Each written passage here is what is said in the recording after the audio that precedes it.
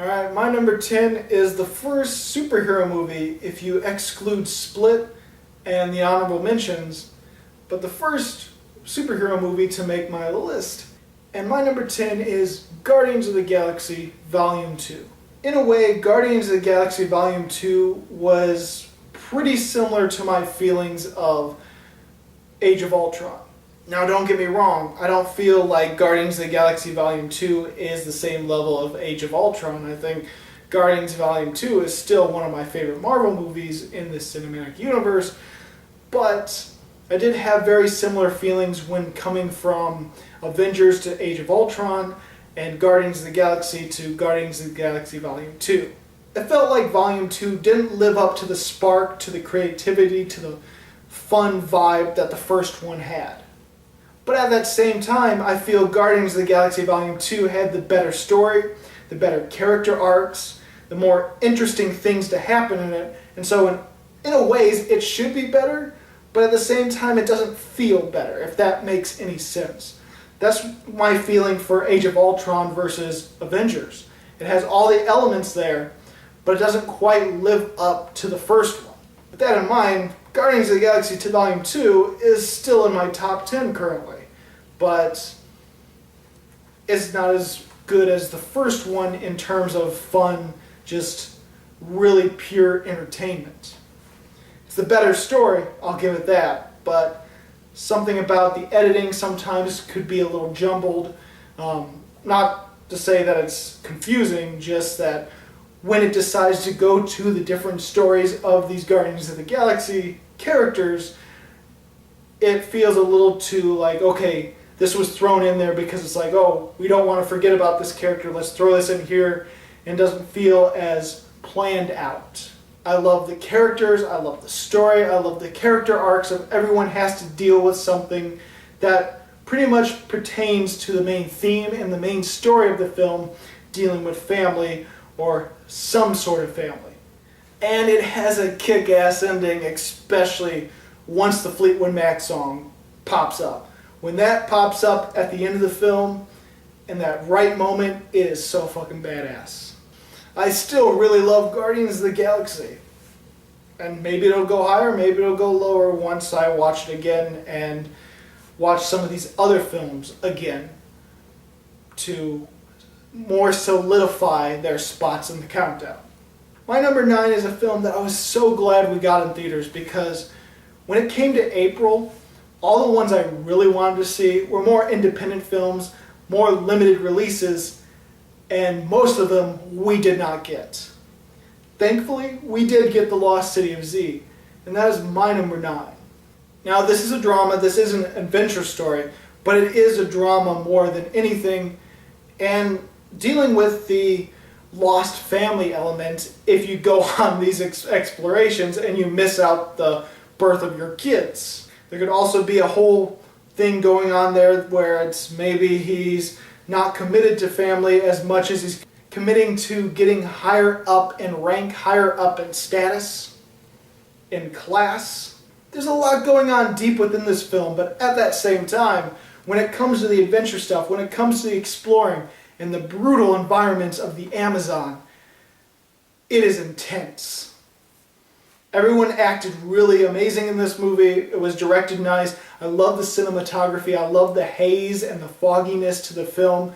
Some people might not like it and feel that it's too ugly, but it added a mystery to the movie. It added this mystery to the film. I don't want to say too much because maybe in a couple months from now, maybe, hopefully, maybe I'll do a deeper review of it. Now when it comes to the top 10 in this countdown, I can see a lot of people, while maybe not agreeing with the films, could say, yeah, 8 of those films, I can see them being in someone's top 10. There are 2 oddballs in this top 10 that some people, that are controversial, and there is a lot of hate for them or a lot of love for them, but I really enjoyed them. And my number 8 is one of those films. My number 8 is Kong Skull Island. I do love giant monster movies, classic ones, newer ones. I did love Godzilla 2014. I don't like Kong Skull Island as much as I like Godzilla, but I thought this was pretty damn effective. I love the scale, I love this giant monster. It's a giant monster movie. There is more action in this. There is more of Kong beating the living hell and killing giant monsters. Ultimately, it still has more of the human element in this movie like I would expect, but the human element is also dealing with Vietnam War story themes. Things like war is hell, and this island is the personification of war. And I love how Samuel Jackson, the villain, well, you can call him the villain in this movie, is going through some stuff that if you watch the movie, if you understand what he's going through, you understand what he's going through. I thought he made an excellent villain in this movie, and I understand his motivations completely. I thought all the acting was good. I think the director brought something to it that is a little bit more imaginative, is a little bit more deeper meaning to a giant monster movie, because ultimately it is a giant monster movie. It is also a Vietnam movie. It is also dealing with anti-war, dealing with war is hell, soldiers dying needlessly, and dealing with post-traumatic stress. It is combining all of that into one movie. And while it's not as well crafted as some other movies that just deal with war's elements, it still fits the movie, fits the story, and is integrated pretty damn well. And for the first half of the year, yeah, I think Kong deserves that spot. Okay, my number 7 is probably my favorite action movie so far this year. I'm sure you all know it. It is John Wick Chapter 2. There is a little setup to this movie, but overall, it is all-out action. If you want a non-stop action movie that does action beautifully, choreographs it amazingly, and filmed in such an epic way that is fresh and breathtaking and not filled with jump cuts, John Wick Chapter 2 is for you. There is still an emotional story to it. There is still a story arc, a character arc. It's just not as prominent and not as emotional as the first one. So in that sense, it is a little worse of a story, but it's better action and a lot of interesting characters and a lot more world building in Chapter 2. I don't know what else to say for an action movie, but it's thrilling, it's awesome, it is amazing, it is violent, it is brutal, and I loved it. Now with the 2 films in my top 10 that are more controversial, my number 6 is the controversial one because I know a lot of people that absolutely hate this movie. But I thought it was a solid, effective, horror sci-fi thriller. It is Life. And in many ways, it is probably the better alien movie this year. I like the acting, and while we don't get a lot of too many of the characters, at the same time it's just enough to really care for them, understand what their motivations are and what they're going through in this cramped, tight space with an alien running loose. Yes, we've seen this story done millions of times. Probably even seen it done better. But it's done in a solid enough fashion, smart enough fashion. Yes, there is some dumb things in here when it comes to the science or things happening that take leaps of faith.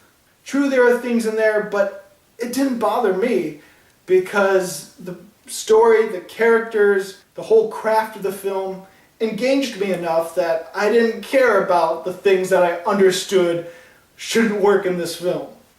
And how the alien being outside shouldn't be able to get back inside the ship from the way it does. And a few other things of how this creature moves around. But at the same time, the CGI was also really good. The blood probably looked the fakest, but at the same time, everything else looked immaculate and pretty damn real. I had fun with this. I thought it was an effective thriller. And what can you want more out of a sci-fi horror thriller other than to be on the edge of your seat and just enjoy the hell out of it? It's probably the least deserving of the movies on this list, but I highly enjoyed it, and it's one of my personal favorites this year. When it comes to movies that you really highly enjoy, and you see a movie and it ends, and people in the audience scream that it's the worst film they've ever seen, it makes you like that movie more and feel like you have to defend it. That's how I feel sometimes. I'm sure many of you have had that same experience. Okay, honestly, with my top 5, they are so close together that it could be a 5-way tie almost with this list. But my number 5 is Lion. Dramatic, amazing, well acted, well filmed. The story is incredible. The story is also horrifying of the things that this kid had to go through just to eventually get adopted, move to a totally different country, not know too much about his past, and then start recalling it and trying to find his way back, at least to his home village, to find his mother again, to find his parents. Well, I think it was just a single mother. Yeah, it was just a single mother because the father was never mentioned and we never saw the father. There are a few things that weren't as gratifying in this movie to me.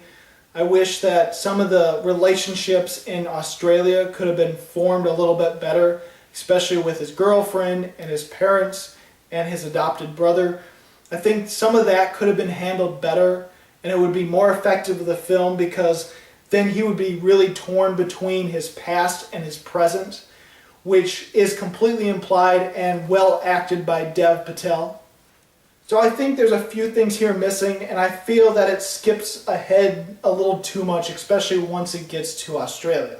Other than that, a near perfect film, in my opinion. Now, my number 4 was actually my number 2 at one point, but as I thought about it, it went down a little bit further. And that's because, like I said, these top 5 are so close together, I can interchange them at any moment. It's just dependent on how I feel that day. My number 4 is Baby Driver. Won't talk too much about this because hopefully I'll review it. Another effective thriller heist movie. It also was pretty decent with the romance. Probably the weakest part of the film, but there's something classical about it. And the fact that they could connect with music and how music is a part of this movie, especially when a lot of the stuff feels choreographed and in sync with the music, I think it did it effectively. There's a lot of things in this movie that is cliche and is things that you've seen before in other movies. But sometimes it's done in a way where it's like, oh, I was expecting this to happen, but not like this. Or I was expecting this to happen, but with a different person. I like how the villains in this movie kind of change and the main antagonist becomes a different person as the movie progresses. It added a little bit more to the unpredictability of it. I thought our main character, I thought he did a really good job. I didn't expect him to be an action star, but he can handle it. Especially that chase scene on foot. Yeah, once it gets to the third heist, my mouth was open almost the entire time, all the way to the end, because that is easily the best part of the movie. I adored this film and pretty much have almost nothing bad to say about it. It's almost like a Quentin Tarantino film mixed with an Edgar Wright film if it were to become a musical. That's my best way to describe Baby Driver. Alright, my number 3 is my favorite superhero film so far this year, and that is Logan. It's my favorite superhero film this year because it's not typical of your superhero films. It is rated R, it's gritty, it's brutal, it's violent, but it has some of the subtlety that you'd expect in a smarter thriller, in a smarter film that also gets Academy Award buzz. There's subtlety to it, there's storytelling where you have to read between the lines and figure out what happened with the backstory and how it got to the point it is in Logan. And it still feels like it fits the X-Men universe. And I know a lot of people complain, it's like, oh, this is just a whole side story, this makes no sense, this doesn't do anything. But I can see in a way where it still is the continuation of the X-Men series. Whether that becomes the case or not, only time will tell. Everyone did a really good job acting and really fleshed out the characters a lot better. This honestly feels like a superhero movie mixed with Hell or High Water, and if that doesn't get you hooked, I don't think anything will. Highly enjoyed this movie. I loved this movie. It was damn amazing. Okay, my number 2, I only saw this once, and it was quite recently. I finally got to see one of the movies that had limited releases in December, but a wide release in January, and it is A Monster Calls. Now this is a movie we got previews for last year almost every time we went to the movie theaters. Almost every time, so I was hooked to see this. I wanted to see it, and it never came to any of our theaters. I was so disappointed. Thankfully, movies eventually come out on DVD and I get to see them, and I loved A Monster Calls. I'm a big fan of 2 different genres, horror and fantasy, and this was very much feeling like a classic fantasy film set in a modern time. There's storytelling involved in this movie. There is a kid dealing with coping with the fact that his mother is dying of cancer. There's some deep stuff in it. There's some tragic stuff. There's some emotionally gripping stuff. And at the same time, there's storytelling, there's fantasy elements that all tie into the turmoil that this kid is feeling. The CGI was great. The animation in this film, once it gets to the storytelling, is fantastic. The directing's great, acting's great. I love almost everything about this film. I just don't want to talk about it too much because I want to do a review for it one day. Don't know when that'll happen, but I want to do it. But ultimately, my number 1 currently, because like I said, my top 5 could mix and match depending on how I feel that day. But my number 1 currently, right now, as I'm doing this review, is It Comes at Night. There's a lot of this film that reminds me of The Witch, but I love this film even more. Very similar to Logan, well, not very similar because Logan is a little bit more, even though it's unconventional, it is conventional in storytelling and you get a lot more information in that than you do It Comes at Night. It Comes at Night is a very minimalistic horror film, a psychological horror film, and yes, I do consider it a horror film because it is dealing with things of the post-apocalyptic setting, dealing with who you can trust, dealing with what you have to do, the horrors you have to commit in order to save your family and keep your family protected, as well as the inner demons and the psychological horror that a kid is going through living in the apocalypse and dreaming and feeling that this virus, that something can come and just kill him. And while a lot of these horror elements are used so frequently in a post-apocalyptic films and series, so it's done to death to a point where we're desensitized and we don't see it as horror or as a horror element, it very much still is. The cinematography, the score, the acting, the motivations of the characters, I was never confused and never felt cheated throughout this movie because I understood everything. And it's one of those things where I think a lot of people aren't able to read between the lines of dialogue, aren't able to really understand visual storytelling. We're so used to the movie telling us how to feel, we're too used to it explaining everything, we're too used to all that, and we just think about plot holes and stuff like that, that if it's not explained, it's a plot hole, it's a mistake, it's stupid. I love all types of films, and when there is a minimal film, I know to read between the lines and look for the story, and I was never confused, and 3 of us that watched it, we all came up with the same exact conclusion. I understand what the movie was going for, and I loved every minute of it. So anyway, I'm running out of time with my video. Thanks for watching. This is my top 10 films of the year so far from January to June. What was your favorite films of those first 6 months of 2017? As always, this is Bruce Gifford, and this was Just My Opinion.